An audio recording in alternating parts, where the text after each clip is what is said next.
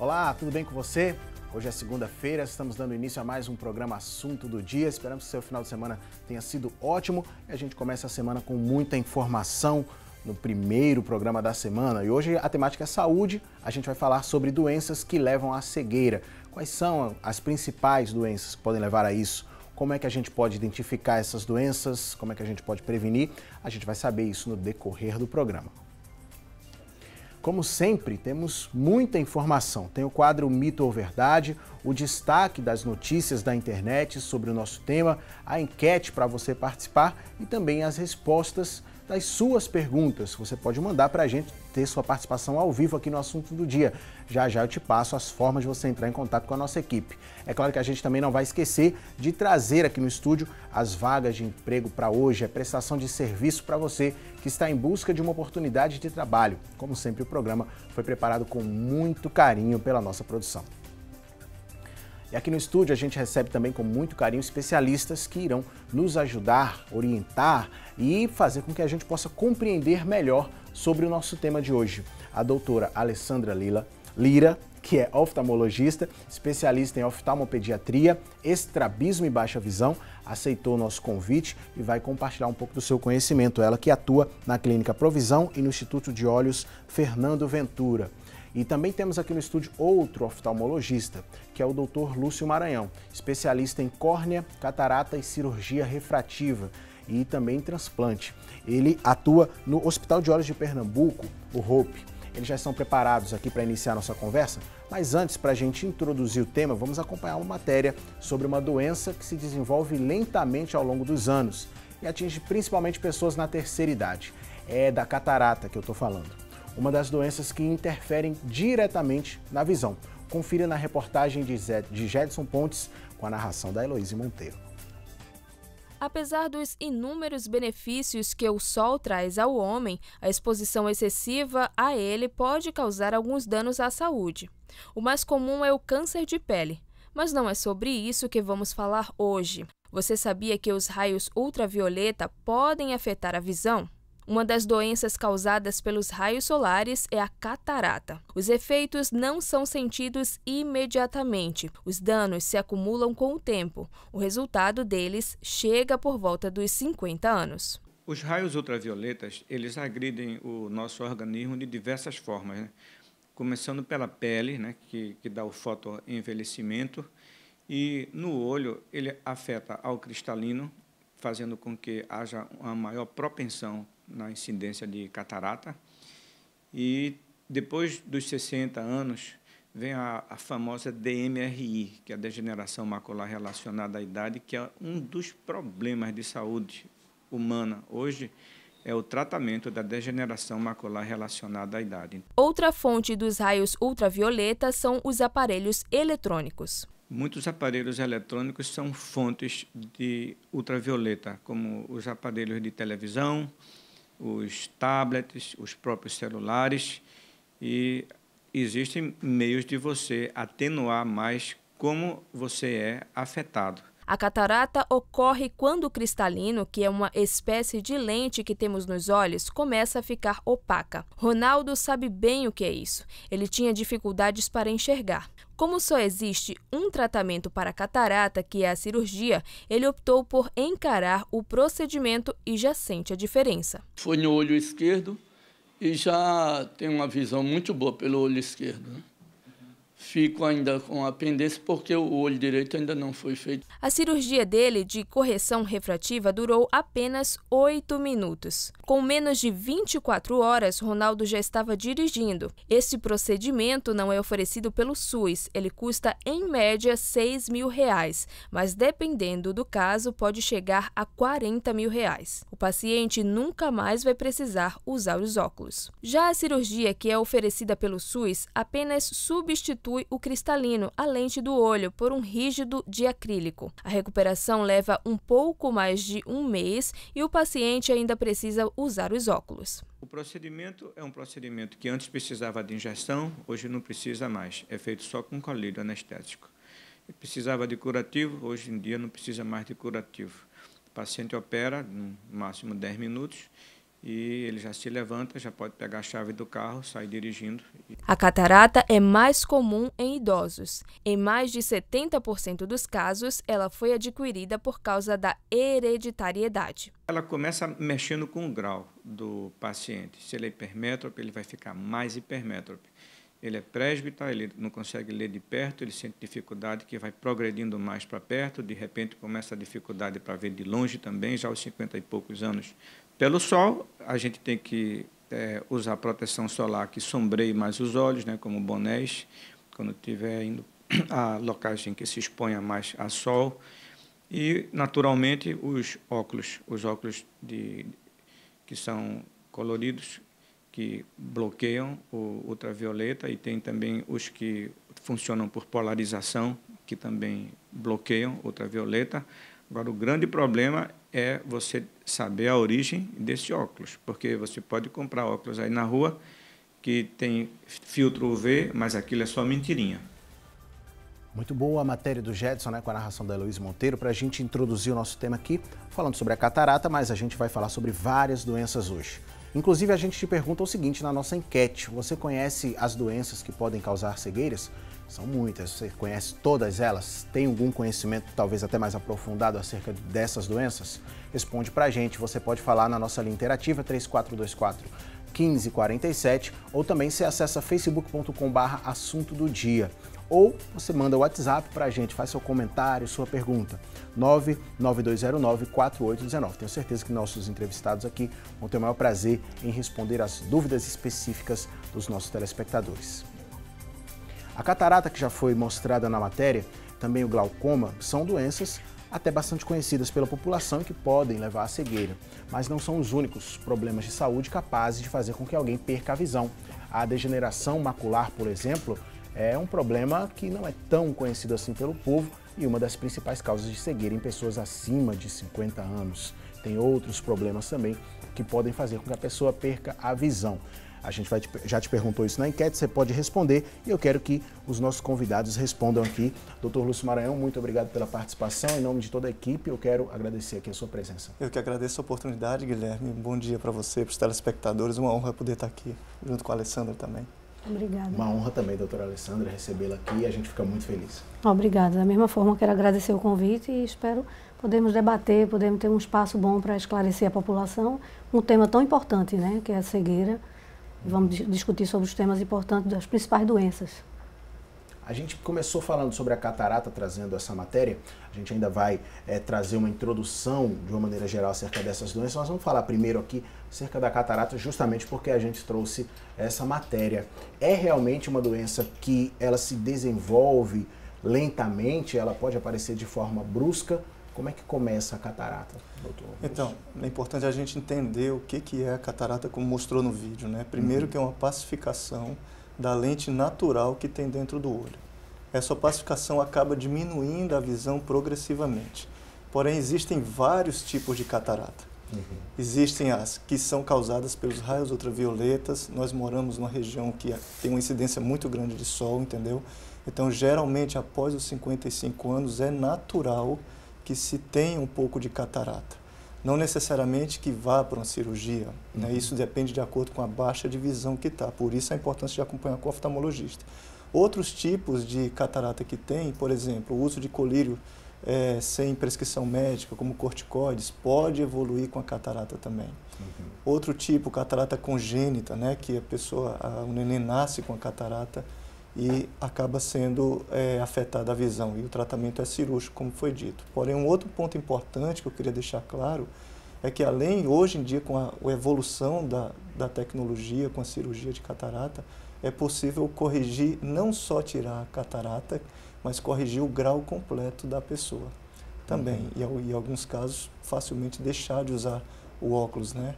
Então, se tornou um procedimento que você remove a opacidade e, ao mesmo tempo, com a tecnologia das novas lentes que se tem, você tem a capacidade de corrigir completamente o grau da pessoa.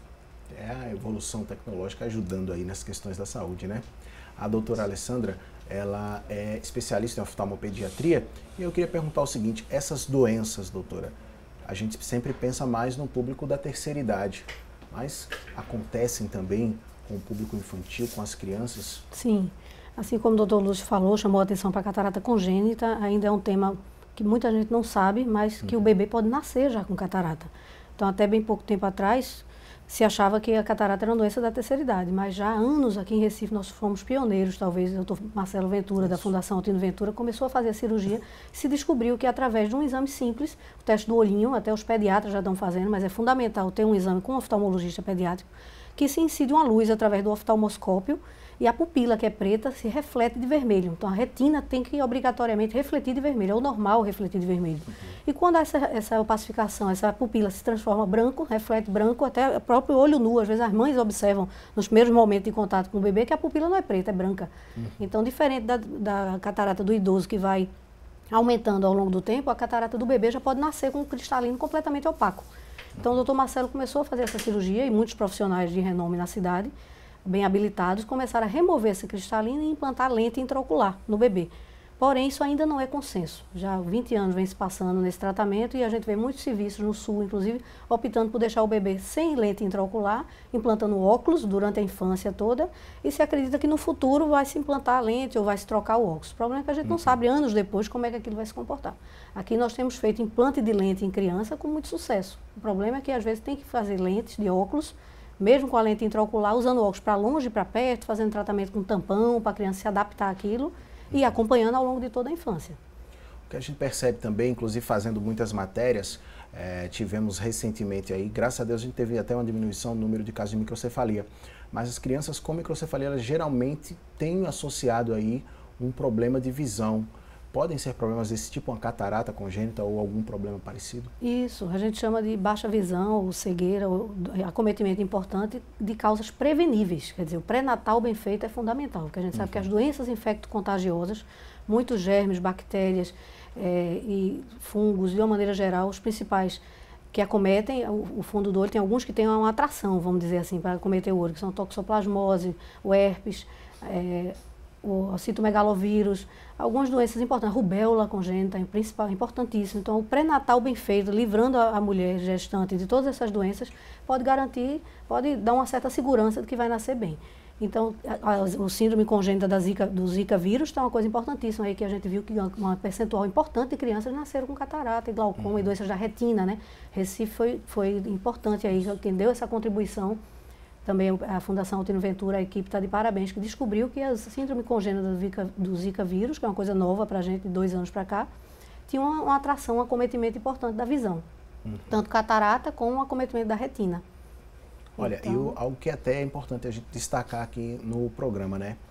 Como a gente está sempre na rua, a gente está fazendo as matérias, acompanhando o trabalho da Fundação Altino Ventura, realmente tem que ser destacado.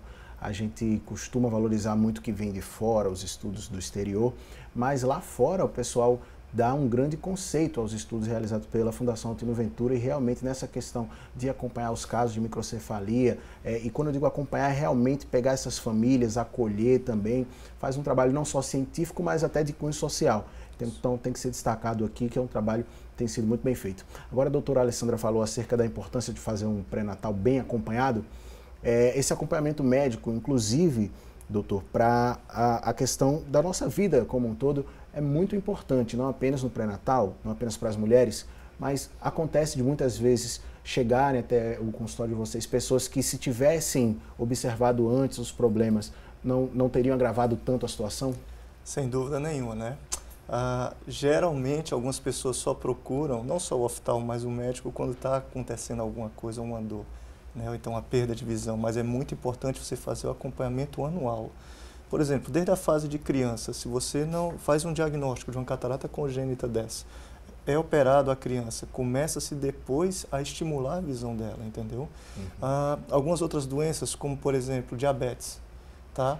Que ela não causa dor de início, nem sintoma, dor de cabeça ou nada, ou febre, é uma doença silenciosa, mas que se não for tratada, não acomete não só o olho, como várias partes do organismo. Então, às vezes, quando não está controlado, poderia ter sido controlado antes, ter feito acompanhamento, mas quando isso não é controlado, no caso da oftalmologia, pode afetar gravemente, não só a retina, como o cristalino, tá?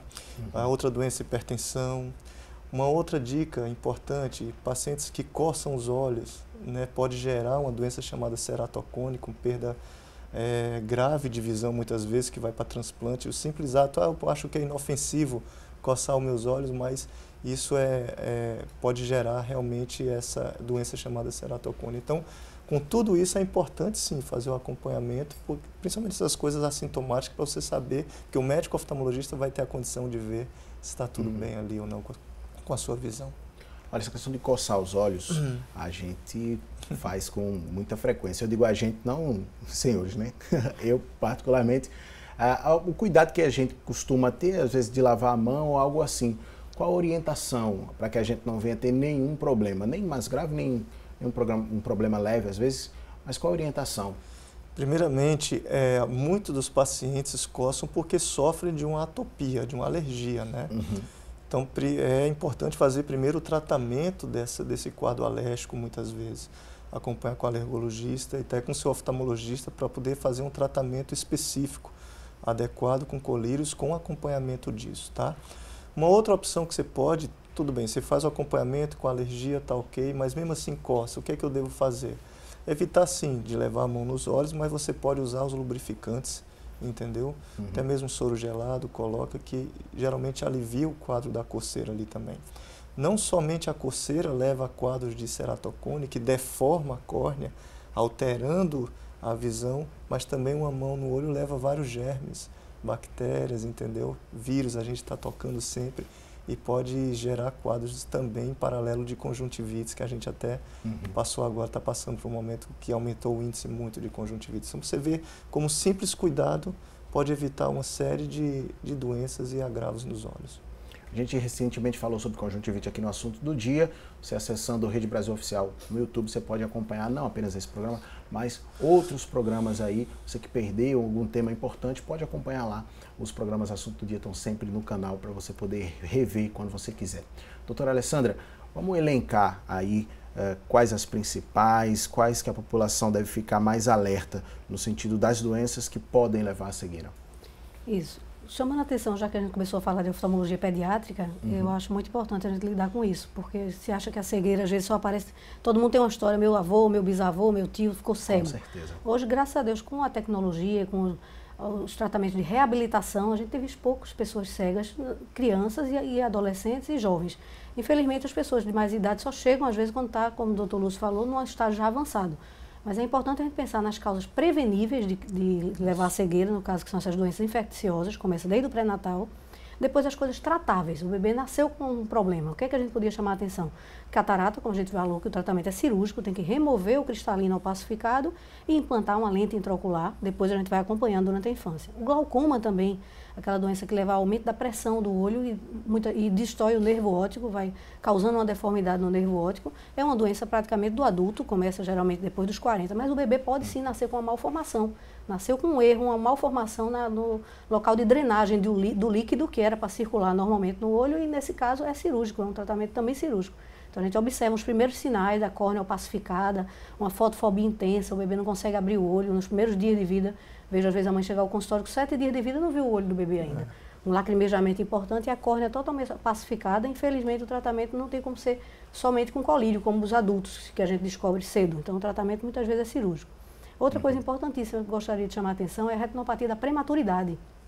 Com o avanço das UTIs neonatais, que há uns tempos atrás o bebê de pouco peso, menos de 1 quilo e pouco, poucas semanas de gestação, muitas vezes não sobrevivia. E hoje, com o advento das UTIs, do incremento das incubadoras e os pediatras neonatologistas de plantão, a gente tem visto que a sobrevida desses prematuros melhorou bastante. Porém, se descobriu algumas doenças oftalmológicas, como o descolamento da retina. Às vezes evolui a retinopatia da prematuridade, o bebê que nasceu antes de 34 semanas ou antes de 1,6 kg, tem uma predisposição na retina, nasceu imatura, nasceu antes do tempo preparado para enxergar, vamos dizer assim, e muitas evoluem para descolamento. Então tem que ser feito um exame urgente nesses bebês. Muitos hospitais de Recife já tem até um convênio com o oftalmologista, chama nessas condições de nascimento ou uso de oxigênio por tempo prolongado, e a gente faz o exame e determina, essa retina tem um risco, está imatura, vamos fazer alguns tratamentos para evitar que descole. Também outra coisa que eu queria chamar a atenção da criança importantíssima são os tumores, né? Da retina, o retinoblastoma, um tumor gravíssimo que acomete os primeiros anos de vida. Pode acontecer no primeiro ano, mas o mais comum é entre 2 a 5 anos de vida, 2 a 4 é o mais comum. É raro acontecer depois dos 5 e que é então um tumor que compromete até a vida do paciente. Pode acometer um olho, os 2 olhos, extensão para o sistema nervoso e até comprometer a vida do paciente. Então, também através de um exame simples de reflexo vermelho, a gente consegue garantir muitas vezes segmento. Daqui a pouquinho a gente volta a falar sobre o tema, eles vão continuar nos esclarecendo aqui. É já já, não sai daí.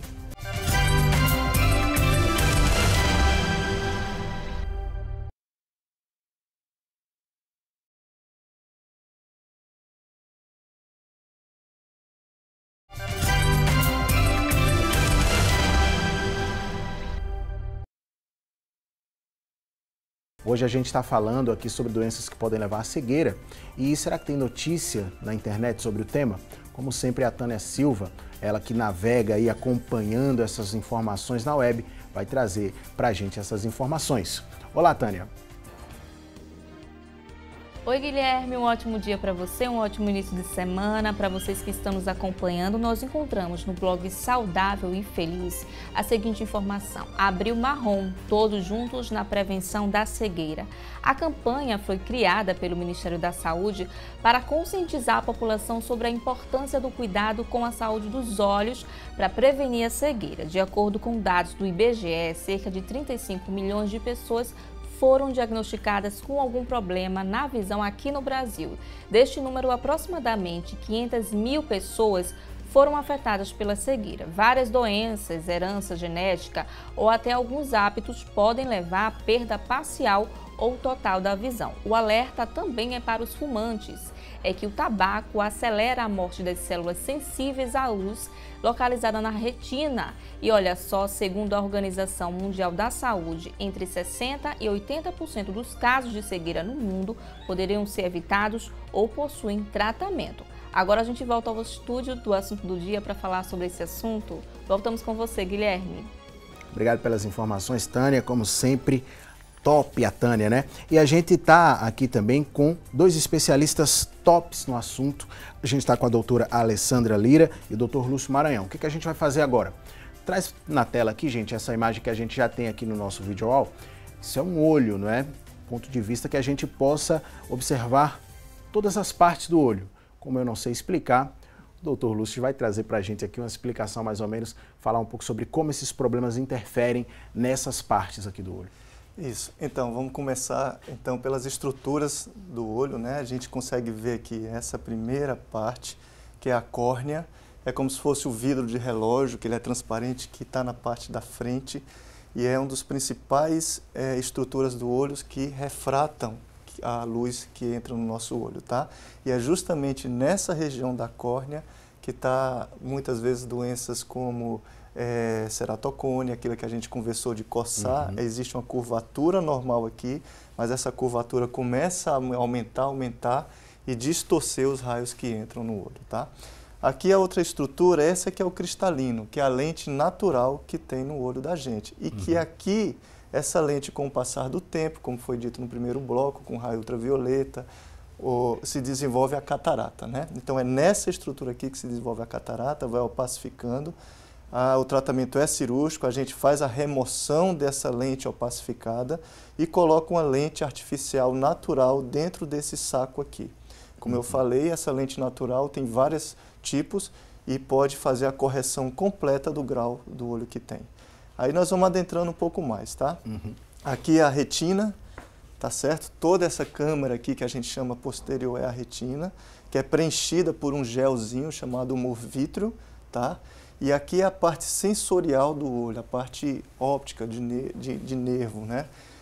Aqui atrás é o nervo óptico, onde todas as fibras da retina canalizam e levam para o cérebro. Então aqui também se localizam muitas doenças, por exemplo, como a DMRI, como foi dito, a degeneração da mácula, né? Após os 55 anos. O tabaco acaba degenerando essas células aqui também, não só as células da retina, mas também do cristalino, evoluindo com catarata. A diabetes, ela ataca justamente essa região também, com os vasos, deixando vários transbordamentos, vazamentos de sangue aqui, hemorragias dentro do olho, tá certo? E derramamento de líquido. É nessa região também que tem nos míopes, que é importante falar, que tem um olho mais esticado, uma retina muitas vezes mais frágil, que pode dar um descolamento de retina. É justamente uma dessas camadas aqui que a gente pode ver, ó, que acaba descolando através de uma fragilidade que tem, tá? E aqui na região, está bem coberta por essa camada, mas existe a região da mácula, tá aqui, a fóvea e a mácula, tá? Que é bem perto do nervo óptico e aqui onde realmente concentram ali a nitidez da visão, entendeu? Uma dúvida, doutor. A gente falou inclusive sobre a degeneração macular, né? Tem a ver então com a mácula aqui, pela nomenclatura. Isso. É um desgaste da mácula? O que acontece? Isso, a degeneração, existe uma camada por debaixo dessa estrutura que, com o passar do tempo, acaba os capilares se enfraquecendo e acaba um derramamento ali de fluido nessa região também. E esse derramamento de fluido a um tecido nervoso acaba comprometendo a visão, tá certo? Então, isso consiste também na degeneração macular. Como outras doenças, toxoplasmose, como o doutor Alessandro falou, pode acometer a retina, várias cicatrizes, mas pode acometer a região da mácula também, dando uma privação de visual bem grande, realmente, uma baixa de visual.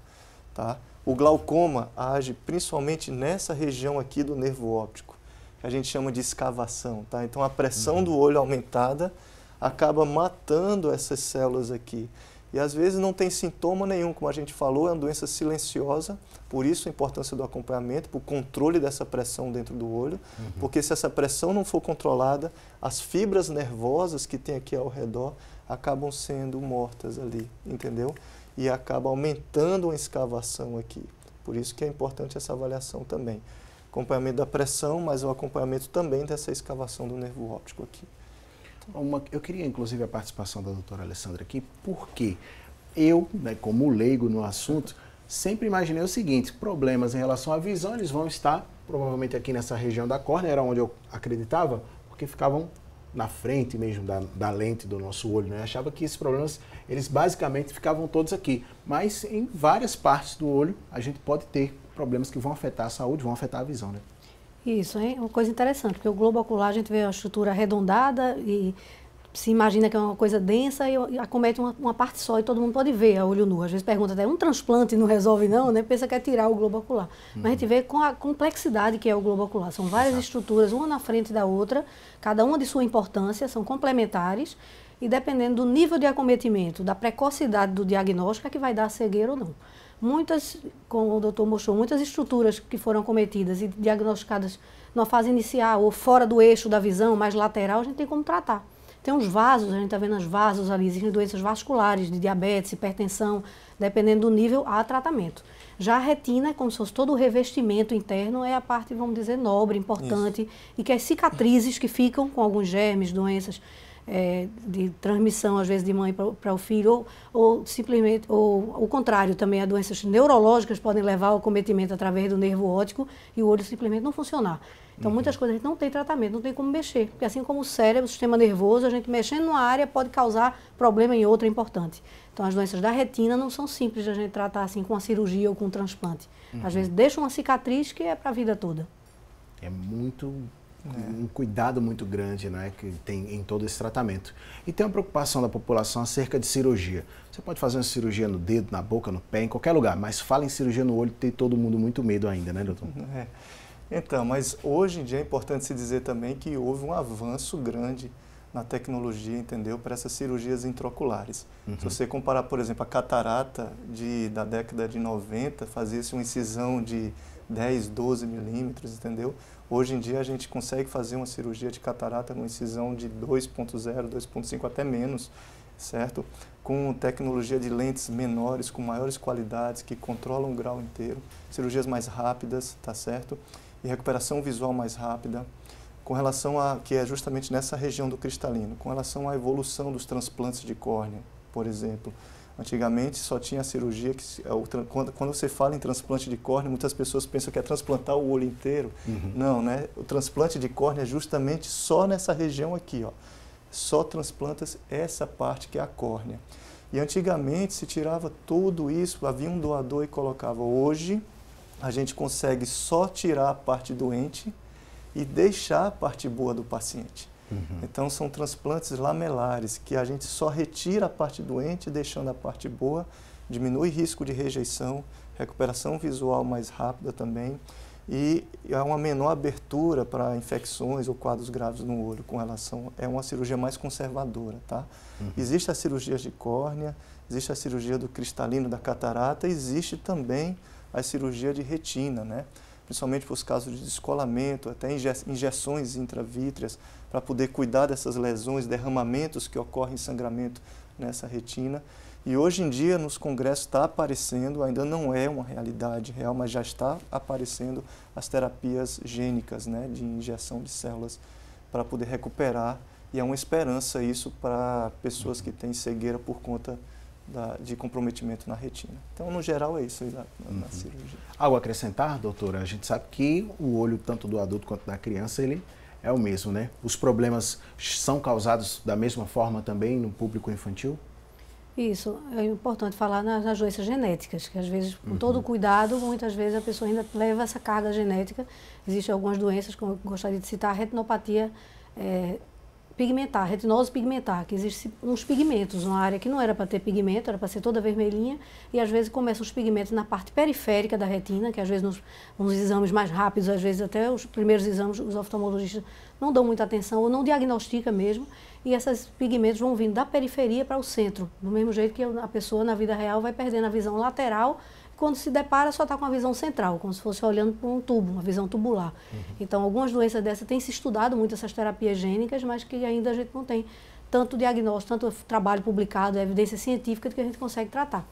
Então, às vezes existem doenças associadas a outras síndromes genéticas, síndrome de Down, ou outras doenças que a gente não tem ainda como tratar e garantir uma visão perfeita a esses pacientes. Por isso que é importante a gente estar sempre em busca aí de informação, né, e conversando com esses profissionais aí para trazer esclarecimentos para a gente. Muito bom esse momento aqui, mas a tua participação também é importante. Você pode mandar sua pergunta e você pode participar também da nossa enquete. A gente pergunta hoje para você o seguinte: você conhece as doenças que podem causar cegueira?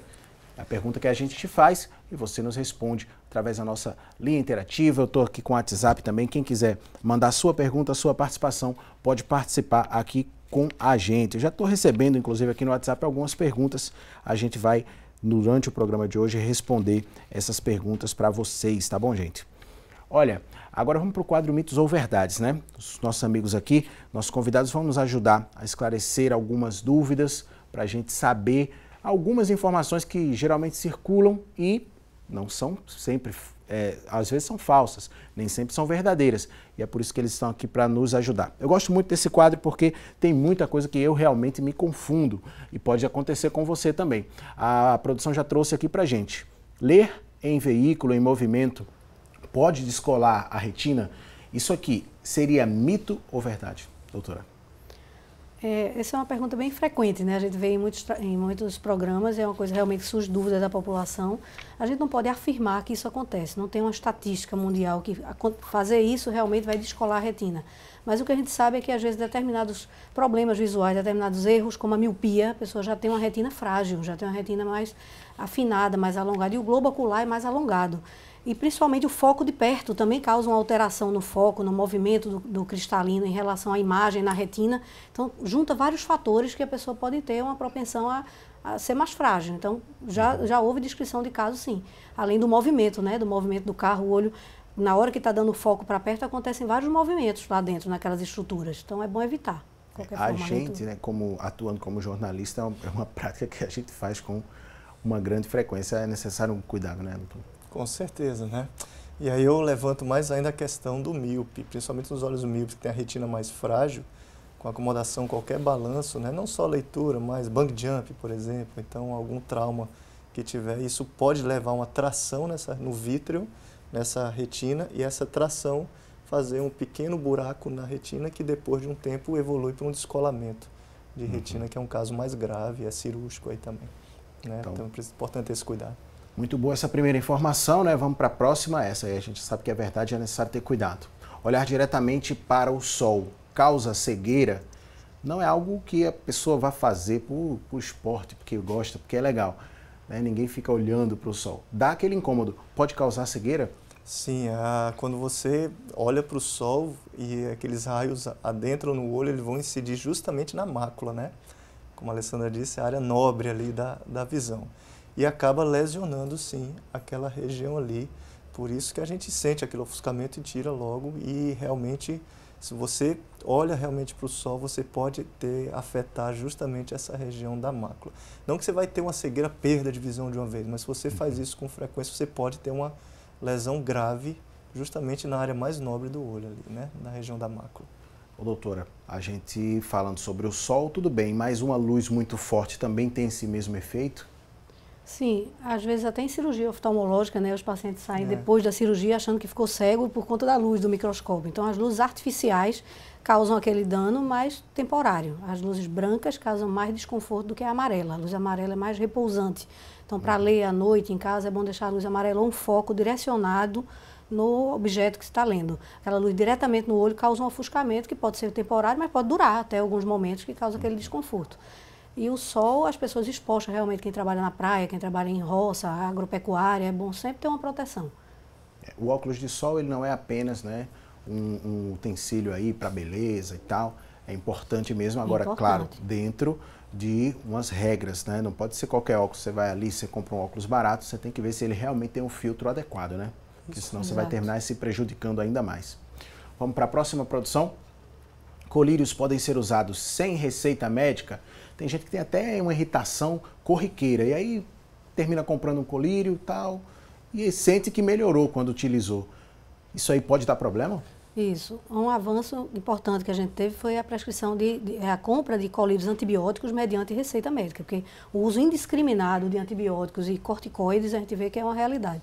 E os corticoides, como em toda a área do corpo, é um medicamento assim que resolve muitos desconfortos, ele dá um conforto importante de dor, de vermelhidão, de ardor, de incômodo mesmo, mas tem seus efeitos colaterais importantes, como catarata e glaucoma, o aumento da pressão. Então, o uso de colírios, principalmente anti-inflamatórios e corticoides, mesmo que compre sem receita, deve ser mediante prescrição médica. É aquela verdadeira frase que diz assim, nem tudo que dá certo é certo. Às vezes a pessoa tem um incômodo, usou o colírio, passou aquele incômodo, a pessoa diz, ó, legal. Exato. Mas pode dar um problema a longo prazo, né, doutor? Sem dúvida nenhuma. É importante a gente esclarecer que problemas podem levar, né? Porque é o colírio que deixa o olho claro mais rápido, passa a dor. Então, se passou a dor e deixou claro, não necessita ir para o médico, né? Só que, com o uso prolongado, alguns colírios, como corticoide, podem levar a uma catarata, induzir a formação da catarata. Podem levar a um glaucoma, realmente comprometendo a visão, tá? O uso de colírios adstringentes, que deixam o olho muito claro, eles acabam viciando, entre aspas, o olho. Então, o olho fica claro para pedir o colírio. Então, são consequências, efeitos do uso descontrolado antibióticos. Você pode gerar uma resistência bacteriana. Você usa tanto antibiótico que a bactéria vai ficar resistente depois de um tempo, e depois de um tempo vai ter mais efeito. Aquilo ali, não só na parte de oftalmo, mas na clínica médica em geral. Então, é importante ter esse acompanhamento e usar só quando tiver a receita mesmo, controlada pelo médico. Colírio é medicação, né, gente? Então, se você pega um colírio, você utiliza sem a orientação médica, é automedicação, e automedicação é errado. Tem que acabar com isso no Brasil, todo mundo pensando que é médico, pelo amor de Deus. Vamos para um rápido intervalo, daqui a pouquinho a gente volta a falar mais sobre o nosso tema.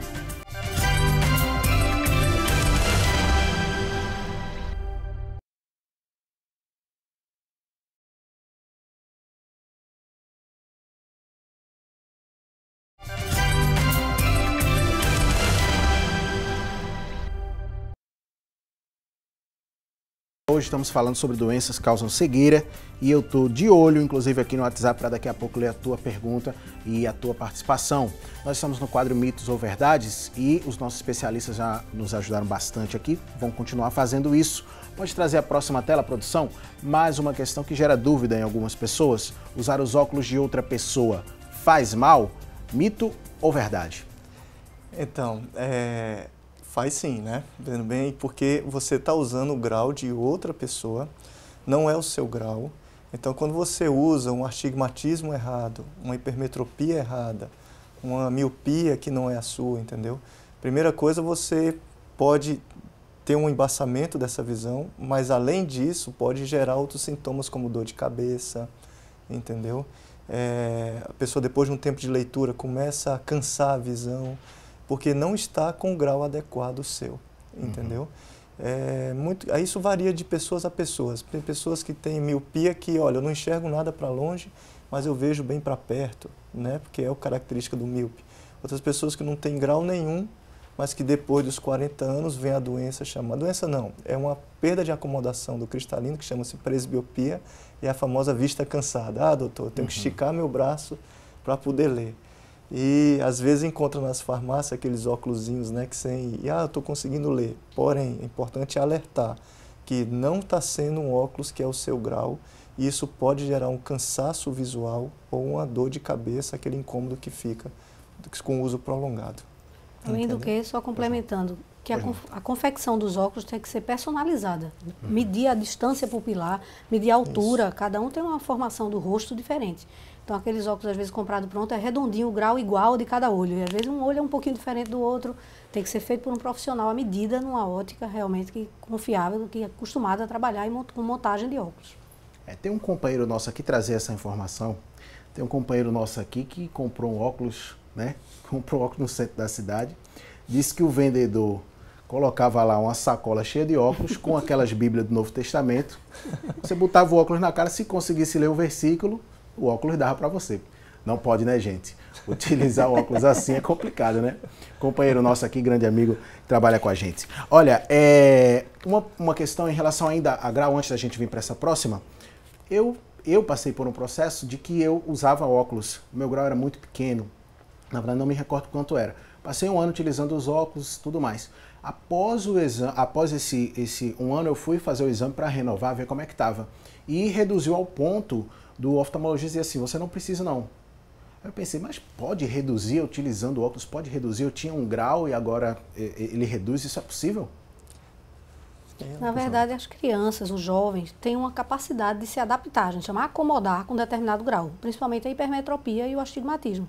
A gente faz uma continha, existe uma regra, uma matemática, que a gente sabe naquela idade, aquela criança consegue conviver até determinado grau. Mas como a vida de cada um é diferente, às vezes um que estuda o dia inteiro, faz um esporte e à noite na hora de ler está cansado, a gente já pode dar um determinado grau. Não seria de descanso, algumas pessoas dizem como descanso, mas as pessoas às vezes são mais sensíveis. Aquele grau que normalmente o olho conviveria numa boa com aquilo, está dando sintoma para aquela pessoa à noite, no terceiro turno, para ler, já fica cansado. Ou a iluminação mesmo do ambiente, de casa, da escola, já dá cansaço. Então, algumas vezes a gente opta por passar um determinado grau sem a pessoa precisar. E aí, ao longo do tempo, a pessoa vai vendo que não precisa mesmo daquilo. Consegue conviver com a sua natureza, com a sua idade, daria para se adaptar sem aquele grau. Aí a gente suspende. Mas vai chegar um determinado momento da vida que vai voltar. Não tem como a pessoa ficar totalmente bom e se livrar do óculos para a vida toda, não. Ótimo. Obrigado pela informação, tirou uma dúvida pessoal, acho que também de quem está em casa às vezes, né? Certeza. A catarata é hereditária? Se eu não me engano, na matéria foi trazida essa informação. Seria verdade, né, doutor? Isso, ela pode ser sim, né? Hereditária é o né? nome das cataratas congênitas, como foi dito no início, a criança que nasce com a catarata e uma vez identificado por um simples exame, né, que é importante, você com um simples exame você consegue ver que tem uma alteração ali na cor do olho da criança e aí você vai para o procedimento da cirurgia de catarata. E além dessa congênita, existe a evolução dela depois ao longo do tempo, né? Como nós dissemos, a ultravioleta incide e acaba desenvolvendo, às vezes, a catarata. Nós moramos numa região de muito sol e é muito comum, depois dos 55 anos, já ter um nível de catarata. Agora, o quanto está baixando a visão essa catarata? E aí, a indicação cirúrgica vai de quanto está comprometendo não só a visão, mas a qualidade de vida daquele paciente. Não, estou com a catarata de agora não estou conseguindo mais dirigir, fazer minhas tarefas do dia a dia. E aí sim a gente tem um procedimento cirúrgico para poder fazer. Mas existe a congênita, existe a desenvolvida pela idade, existe a desenvolvida pelos medicamentos. Há também a catarata hereditária. Essa é verdade. Vamos para a próxima, saber também se é mito ou se é verdade. Diabetes causa cegueira? Isso aí é verdade, né, doutora? Isso, como a gente mostrou ali no esquema do olho, existem umas vascularizações, existe um líquido que circula no interior da retina. Então, a diabetes, como uma doença vascular, muitas vezes existem exudatos, que é como se fosse uma produção maior de líquido, e dependendo da deposição daquele líquido, a glicemia não controlada, assim como causa erros na vascularização dos membros, às vezes em outras áreas do corpo, existe uma deposição de líquidos, de exudatos, que podem em algum momento dar derrames, dar hemorragias no fundo do olho, os vasos muito dilatados, muito tortuosos, ou essa deposição de líquido colocar por baixo da retina e causar o descolamento de retina. Se for numa área importante, numa área nobre ou numa área grande, descolar quase uma parte inteira da retina, nem sempre dá tempo da gente recorrer à cirurgia para colar e restabelecer aí a estrutura normal da retina. Tem que ter muito cuidado com a diabetes, porque além desse problema pode trazer outros também, né? Com certeza. Né? Vamos para a próxima produção? Usar muito o computador compromete a visão? Isso é um problema que se estende inclusive para tablets, para celular, as telas muito claras e tudo mais, né? Isso é uma realidade hoje, a gente está vivenciando isso, observando cada dia no consultório o uso de eletrônicos de uma maneira geral. Essa geração de hoje, né, as crianças, os jovens, a gente está vendo um aumento muito importante, maior do que se observava anos atrás, de miopia, um aumento um aumento do grau maior do que o observado e o que seria esperado para a idade. Então a gente já sabe que o foco muito para perto, aquela luz dos eletrônicos, tanto para computador, como para televisão, como principalmente o foco para perto, celulares e tablets, tem causado um aumento na miopia. Então, a gente já está estudando, tem motivo de discussão frequente agora em congresso, já está estudando medicações, colírios, já estão usando em consultório para reduzir, para frear o aumento dessa miopia, que seria de acordo com o crescimento do olho e está sendo mais exagerado, está causando problemas visuais importantes. Inclusive, a utilização do celular durante a noite, ou ambientes escuros, que a pessoa está ali com aquela iluminação muito forte, o ideal é que ela diminua ou que ela clareie mais a tela para forçar menos a visão? Então, a gente está vivendo uma nova era, né? Do que na nossa década de infância, década de 80. Hoje a gente tem muito mais tablets, celulares. Não que a gente não deva deixar de usar a tecnologia, isso é importante dizer. Porém, alguns cuidados são importantes. Você dá um tempo, um break, entendeu? Um descanso para a visão. Você é indicado usar, por exemplo, 50 minutos, você está no estudo, num tablet, alguma coisa, a cada 50 minutos pare 10 minutos, 15 minutos para poder relaxar um pouco a acomodação dessa visão. É indicado também crianças terem, né, 3 horas fora, brincando em ambiente externo, para poder relaxar também essa acomodação visual. Tá? Isso. Então, são coisas que estão aparecendo agora, pela nova era que a gente está passando, digital, né, que a gente está notando uma miopização de crianças, mas que existe o tratamento, o acompanhamento. É importante essas medidas de um relaxamento da acomodação, dar esse intervalo. E em casos que está tendo uma miopização grande, tem até a possibilidade de usar colírios, né? Mas realmente é coisa nova que nós estamos identificando agora. De 2 a 3 anos atrás, a gente recomendava uma média de 4 horas de eletrônicos por dia. As crianças que estudavam de tarde, eu recomendava 2 horas de manhã e 2 à noite, ou 3 horinhas de manhã e 2 à noite. E quem estudava de manhã, um pedaço à tarde, dava um espaço, é sempre importante, entre 30 a 50 minutos, dá um intervalo de 8 a 10 minutos. E depois voltava. Hoje a gente reduziu para 2 horas a recomendação de eletrônicos por dia, incluindo televisão. Olha. E atividades externas, né? Estimular as crianças a fazer esporte, atividade externa. Porque como se sabe que a miopia é acompanhada do crescimento do globo ocular, o alongamento do globo ocular, o sol, os raios ultravioleta, meio que pode frear o crescimento. A esclera fica mais rígida com a exposição do sol e diminuir esse crescimento que seria natural. Então a criança confinada em casa, fechada num ambiente escuro, tem essa tendência de alongamento maior. E a gente pode frear isso, meio que bloquear esse crescimento desordenado do olho e causar uma miopia cada vez maior. Tirar uma dúvida, até uma questão mais social do que no sentido científico, no sentido médico. Isso aqui ajuda muito a gente, né? A tecnologia ajuda demais. Na criação da criança, às vezes, o menino, a menina está gritando, está correndo pela casa, está aperreando, aí o pai coloca um desenhozinho lá, a menina trava, e aí dá tempo de fazer as coisas, organizar a casa, mas tem que ser dosado isso. Doutora, como é que as famílias reagem aí a essa não vou dizer imposição, mas essa orientação acerca de diminuir o uso da tecnologia? É uma coisa que ainda é difícil para as famílias? É uma dificuldade, né? Hoje eu vejo as crianças de 2 anos, menos de 2 anos, no carrinho já assistindo Galinha Pintadinha e outros associados que tem videozinho colorido que estimula muito a criança. Então eu sempre oriento ao pai, não apresente. Uma vez apresentar, assim como outras coisas de alimentação e do dia a dia, se a criança não tiver acesso àquilo, não vai saber nem tão cedo o que é, até chegar na escola, né? Na fase escolar é difícil controlar, porque realmente muitos já têm acesso. Mas quanto mais puder retardar isso, melhor. E 2 horinhas por dia. Eu recomendo 1 horinha de manhã, outra à noite, ou quem estuda de manhã, 1 horinha no meio da tarde, 1 horinha à tardinha. E outra coisa importante é que tira o sono. A gente sabe que aquele movimento, aquele colorido e o contraste, a luz muito clara com o ambiente às vezes muito escuro, as crianças hoje em dia estão dormindo 1 hora mais tarde do que a geração passada. Então, usar eletrônico, de uma maneira geral, excita muito, e às vezes tira a concentração para estudo. A gente tem que realmente diminuir isso e quanto mais puder atrasar a apresentação desses eletrônicos às crianças, melhor. Até para nós mesmos, pessoas adultas, essa orientação é importante, né?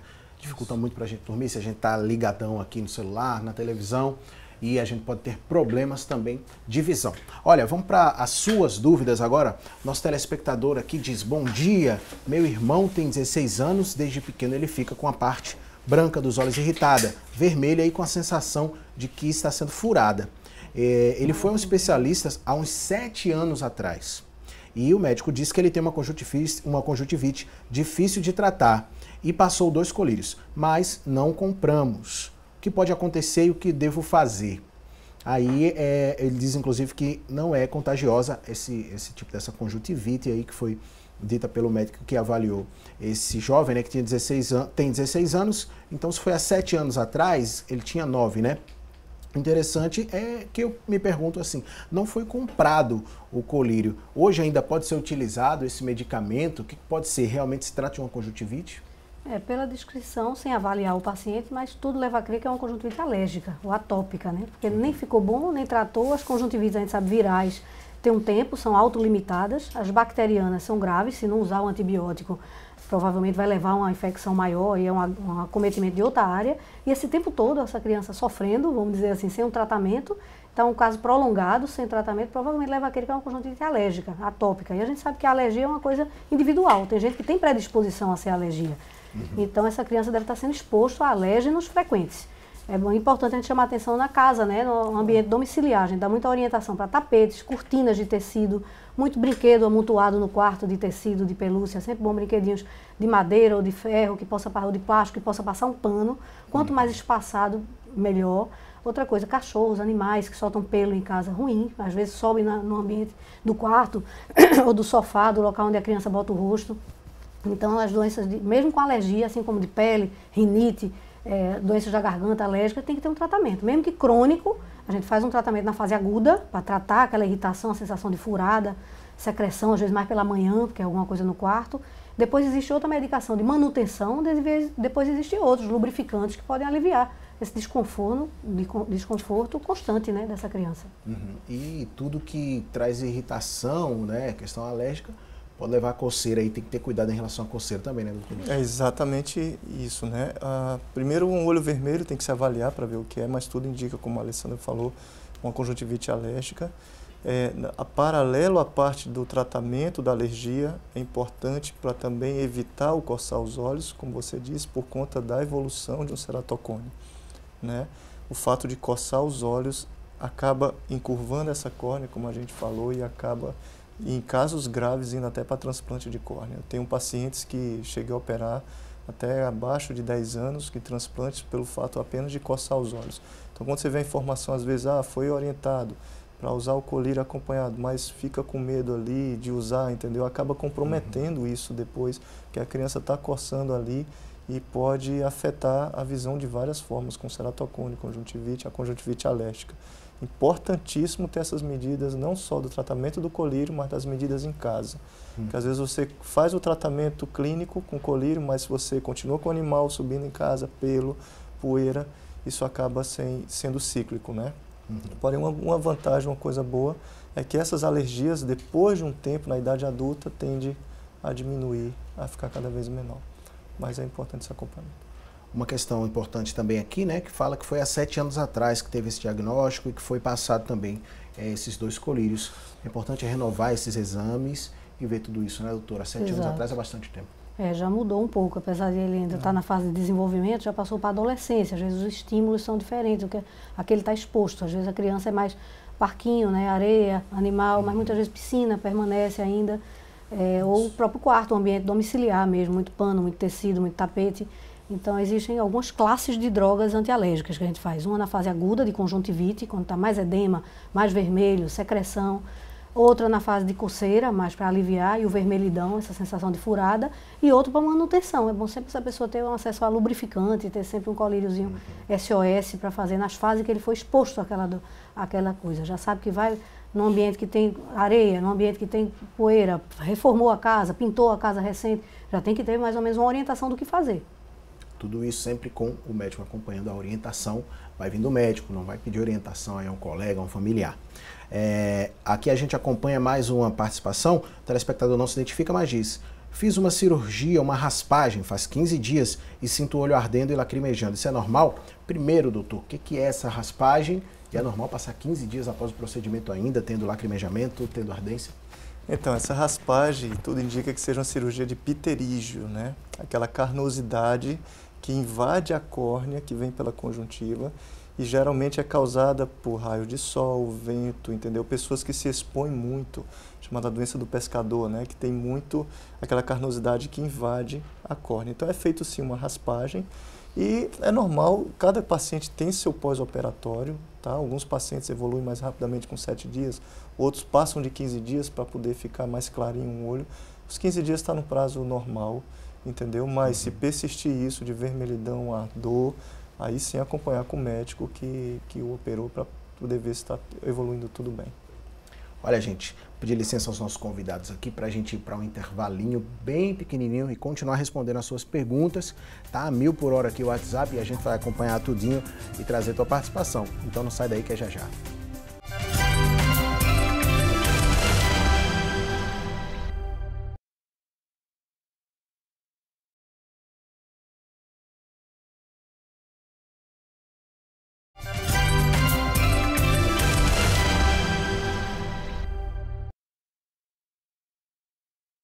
Voltamos com o assunto do dia. Hoje eu estou com o William José, Edmilson Freitas e Antônio Lima aqui no estúdio. São cinegrafistas que estão com os olhos em dia, estão ajudando a gente aqui a fazer esse programa. Tá chegando uma imagem bonita para vocês justamente por causa do trabalho dessas 3 feras, fora uma grande equipe que está por trás das câmeras. A gente vai conferir agora as vagas de emprego disponíveis para hoje. Boa sorte para você.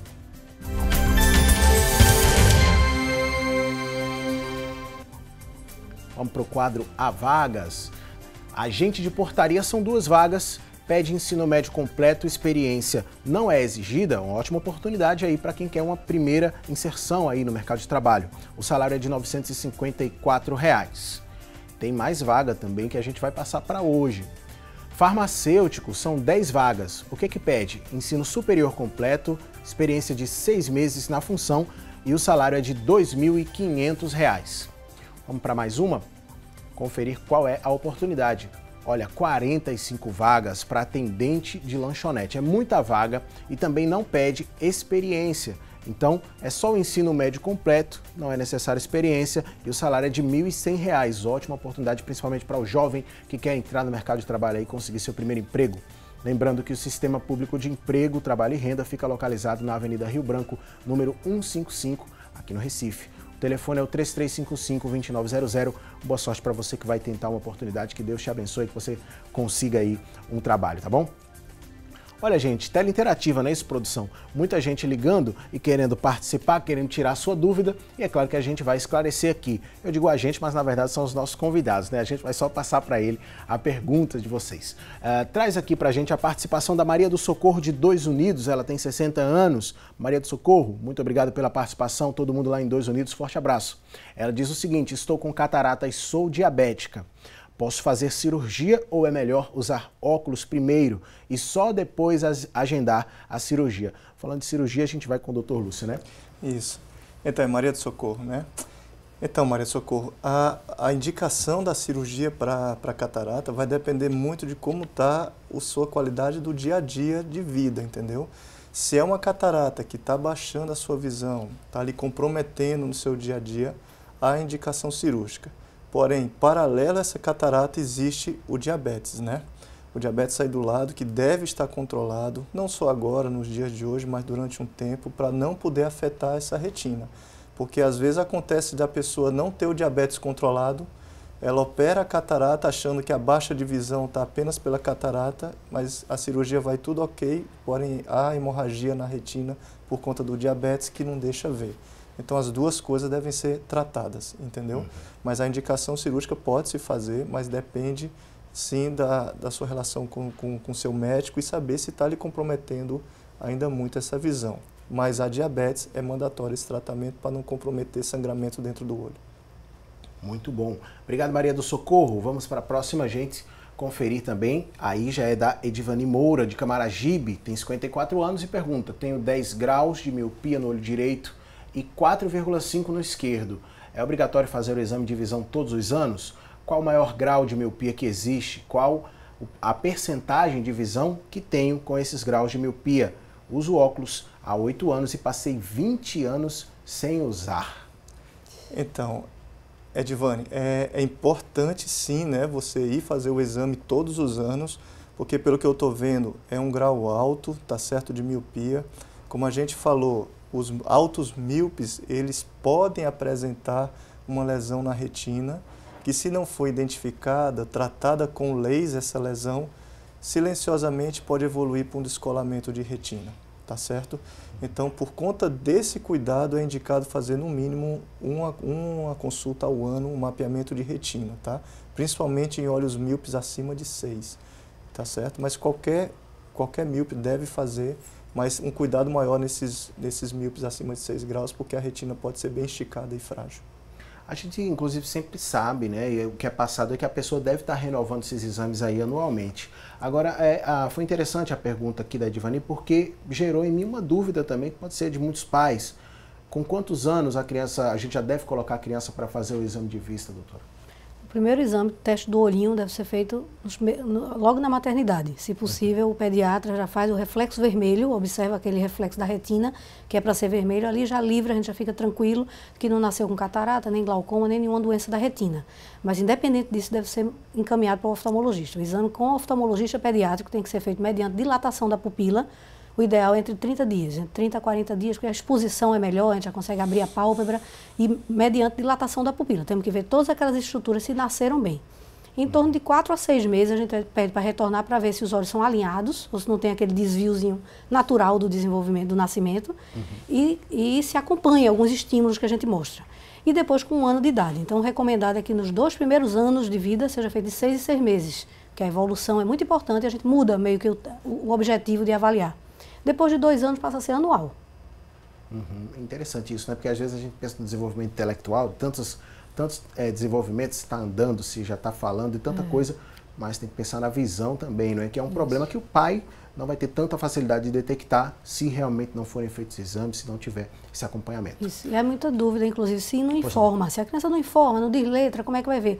A gente tem instrumentos adequados para isso, para o profissional treinado saber se está olhando, se está enxergando até determinada distância, um estímulo com aquela determinada frequência, é porque está enxergando. E temos instrumentos objetivos para avaliar grau, avaliar retina e todas as estruturas oculares.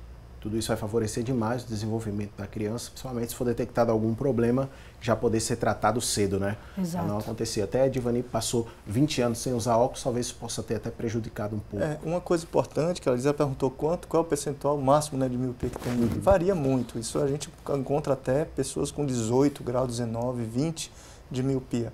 E às vezes a qualidade de visão não é tão boa, né? Mas por conta do alto grau. Mas eu queria chamar a atenção que, além dos óculos, tem a oportunidade também de usar uma lente de contato, né, para poder melhorar um pouco essa qualidade que tem, diminuindo esse grau todo. Só esse detalhe para mostrar.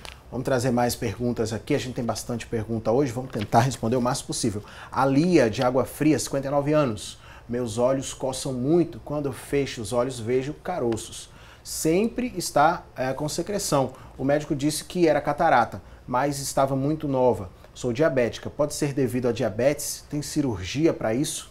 Pergunta da nossa Lia. Forte abraço, Lia. Obrigado pela participação.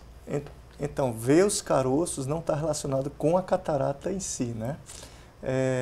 O médico disse que a catarata estava muito... Cadê a pergunta? Mudou a pergunta. Mudou, né? Então, é aquela mesma situação da primeira paciente, né? Então, diabetes com catarata, mas esses caroços que vem não tem nada dizendo com relação à catarata em si. Catarata indicação, né? Pode ser caroço, não sei se é caroço na pálpebra, que ela esteja vendo um ordelo, secreção, né? Entendeu? Blefarite na pálpebra, isso sim. Mas a indicação cirúrgica da catarata é o quanto está cometendo a sua visão e fazer o cuidado, como a gente falou, do diabetes. Importante. Olha, antes da gente pular para a próxima, eu quero uma pergunta do WhatsApp aqui, que também está tendo muita participação. É o Marcos Alexandre de Paulista. Ele diz assim: eu tenho hipersensibilidade à claridade. Isso é o mesmo que fotofobia? Pergunta se tem tratamento e cura, porque ele sofre bastante com esse tipo de claridade. A gente falou um pouco sobre isso no intervalo, em off aqui. Inclusive a doutora Alessandra estava comentando. Muitas pessoas não sabem que a hipersensibilidade muitas vezes não tem a ver com algum problema de grau de visão, né, doutora? Isso, existem alguns problemas oftalmológicos que levam à fotofobia, como, por exemplo, astigmatismo, algumas alterações no foco da visão, um brilho excessivo, algumas formações do cristalino, a posição do cristalino, que levam à fotofobia. Realmente, o aumento da pressão, como a gente falou, glaucoma congênito, a pessoa já nasce realmente sem aguentar olhar a luz.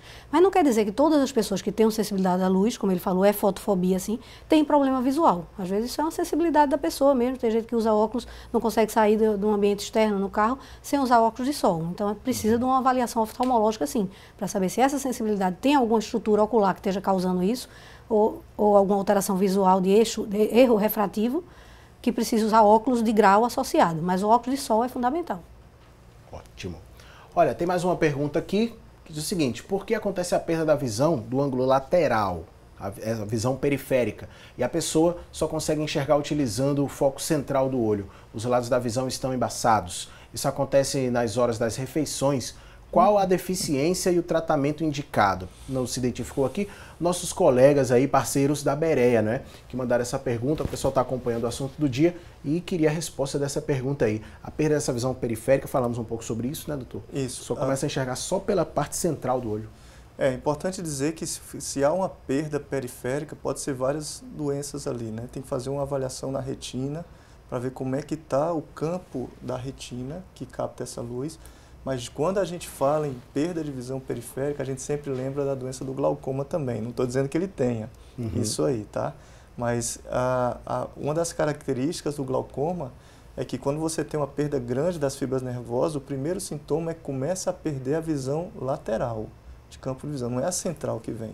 Então você vai evoluindo, às vezes o paciente não trata, não está controlada a pressão e vai começando a perder perifericamente até virar uma visão tubular.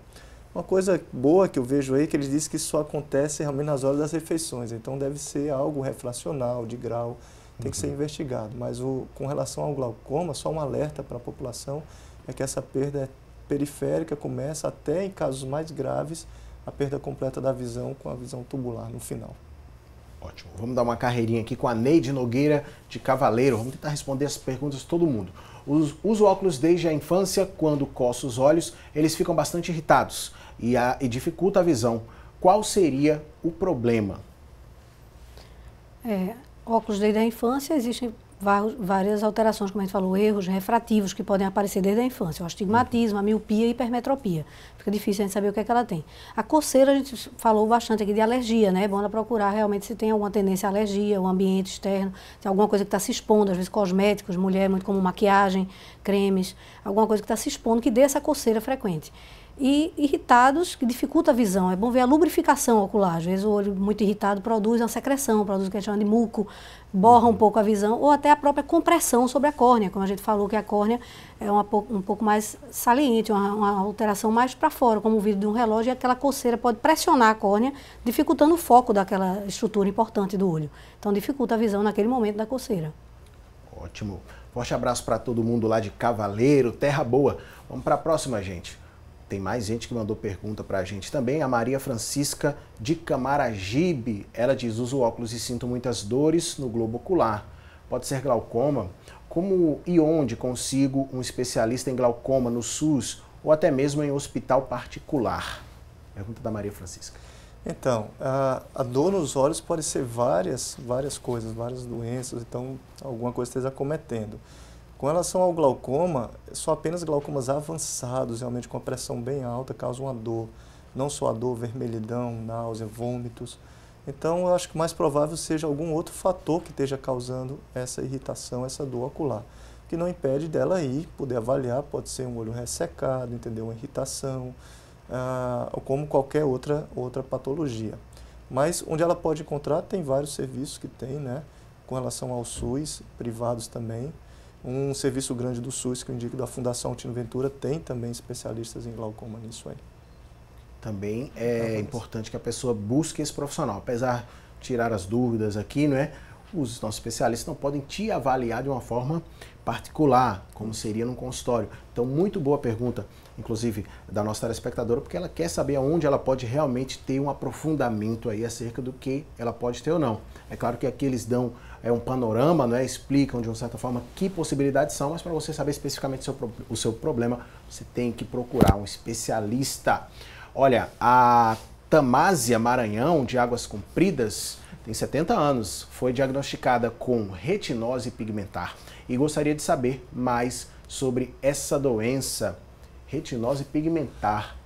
Não conheço, doutor. Então, é um acometimento que tem na retina, né, genética, tem vários graus que ela pode acometer, certo? Tem pacientes que têm uma retinose pigmentar leve, outra moderada, severa. Geralmente ficam as espículas, realmente manchinhas pretas ali na área da retina, que dependendo da localização pode comprometer realmente a visão, tá? Aí o acompanhamento deve ser feito com um especialista em retina. Às vezes não tem um tratamento clínico, é acompanhamento apenas com estimulação visual, mas eu tenho muita esperança nessas terapias novas que vêm, que regeneram um pouco as células da retina que está chegando por aí. Isso, e só complementando, pensando na reabilitação. Às vezes as doenças que a gente ainda não tem cura, apesar de várias tentativas, né, a gente tem evoluído bastante nessa questão da retinose pigmentar, está se estudando cirurgias, terapias gênicas, mas ainda não há uma comprovação científica de que tem cura. Então é importante a gente pensar na reabilitação. Essa pessoa simplesmente não vai dizer que não tem jeito, não tem cura e vai se acomodar. Existem terapias de reabilitação, tanto com lentes, com lupas, com instrumentos de aumento, de utilização para o ambiente domiciliar ou sair, como orientação em mobilidade, algumas estruturas, alguns objetos que eles podem trabalhar no dia a dia e mexer de acordo com a sua necessidade, com o seu hábito de vida. Muito bom buscar esse acompanhamento, né? Paulo Roberto de França, de Jaboatão dos Guararapes, diz o seguinte: estou com os olhos irritados e vermelhos, posso usar colírio anti-inflamatório? A pergunta lá do nosso querido amigo de Jaboatão. Forte abraço para todo mundo. Então, Roberto, se passou no médico e o médico indicou, sim, né? Não por conta própria, como a gente disse. O que você pode usar para irritação no dia a dia são lubrificantes ou um soro gelado, não tem problema nenhum. Mas anti-inflamatório já entra na classe dos medicamentos controlados e precisa da avaliação médica para poder saber. Como a gente falou, né, já no decorrer do programa de hoje, por conta própria não vai dar certo, tá bom? Edson Martins, Cabo de Santo Agostinho, tem 43 anos, faz curso à distância e usa o computador por muitas horas, justamente por conta do estudo, cerca de 10 horas por dia. Olha, ele se sente com muito desconforto, mas nunca fez exames de vista. Esse tempo que ele fica no computador pode causar problemas na visão? A gente falou um pouco sobre isso, né, doutora? Sim, a gente falou sobre isso, Edson. A importância de você, aos 43 anos, nunca ter feito o exame de vista. Vamos chamar a atenção para isso, como a gente falou. As crianças, é importante, desde o nascimento até os 2 anos de idade, fazer de 6 em 6 meses. Depois de 2 anos, anual. Então, se passou a fase da infância, às vezes a gente não conversava tanto sobre isso, não tinha tanta oportunidade de debater esses assuntos, mas agora, com 43, é muito comum já ter alteração de visão de perto. Perto e média distância. Então, um pouco antes dos 40, às vezes 38, 39, a pessoa já começa com essa dificuldade de foco para perto. Tem que afastar o braço, tem que olhar mais a distância. E principalmente o foco do computador, a gente chama média distância, e o foco para perto, né? Leitura, tablet, escrever. Então, provavelmente está afetando sim a visão de perto. Existem lentes de óculos para a visão de distante, média e perto, que a gente chama de multifocais. Existem lentes só para perto, que está cada vez a gente usando menos, e os óculos para média e pequena distância, que hoje cada vez mais em uso em escritório, em ambientes para computador, está sendo mais difundido. Você deve sim procurar um oftalmologista urgente. Como ele tem que estar sempre estudando, né, doutor? Está fazendo um curso à distância aí, é importante que ele intercale o tempo, descanse um pouco a vista. É uma medida que ele pode tomar para evitar maiores problemas, né? Isso que eu ia falar. Para complementar a Alessandra, essa parte de lentes, de ver para perto, existe... Quando você está muito em ambiente, às vezes, de ar-condicionado, como ele diz, né, no estudo, leitura, o que acontece? Quando eu estou lendo, eu fixo mais o olho na leitura e eu pisco menos. Junto de ambientes de ar-condicionado, resseca-se mais, pode ressecar a conjuntiva e causar o olho seco, que a gente chama, e traz todos esses sintomas de ardência, às vezes dor, vermelhidão, entendeu? Então, muito importante a gente atentar. Como ele diz, às vezes arde meu olho depois que eu estou estudando muito tempo, 10 horas ali por dia. muito provável, às vezes, de ser um quadro de olho seco, de ressecamento, porque pelo ato de faltar de piscar, às vezes, dentro de um ambiente com ar-condicionado, acaba ressecando, levando vermelhidão e ardência. Importante ter um lubrificante do lado, piscar e dar desses intervalos que a gente já falou, né? Dar um tempinho a cada hora, para um pouquinho para poder lubrificar mais também. Olha, gente, a gente está se encaminhando aí já para o término do programa, né? A hora passou rápido demais hoje, enquanto a gente tinha as orientações aqui dos nossos entrevistados, mas a gente não vai deixar de trazer o resultado da enquete. A gente perguntou se você conhece as doenças que podem causar cegueira. 34% dos telespectadores disseram que sim, 66% disseram que não. Creio que dentro desses 66% todo mundo já entende um pouco mais e já teve mais esclarecimentos acerca dessas doenças no programa de hoje. Eu quero fazer o agradecimento primeiro à doutora Alessandra Lira e pedir também para que ela dê aí as considerações finais.